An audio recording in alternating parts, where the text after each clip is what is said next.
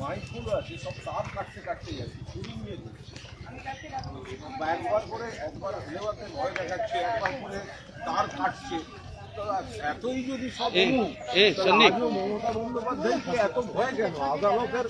আদালতের কিন্তু তার প্রশাসনিক যে বিষয়গুলি আছে এটা আগে কেউ স্বীকার করুন। 1993 সালের 21শে জুলাইয়ের গণহত্যার পর থেকে কবি সুভাষ মুখোপাধ্যায়কে মাথায় রেখে কমিটি করে মানুষকে বলে ব্যাংক অ্যাকাউন্ট খুলে শহীদ পরিবারগুলিকে আর্থিক সাহায্য দেওয়া, তারপর মমতা বন্দ্যোপাধ্যায় যখন যেভাবে সুযোগ পেয়েছেন শহীদ পরিবারগুলিকে কাজের ব্যবস্থা করে দেয়া, প্রত্যেক বছর 21শে জুলাইকে একটা গোটা জাতীয় ভারতবর্ষের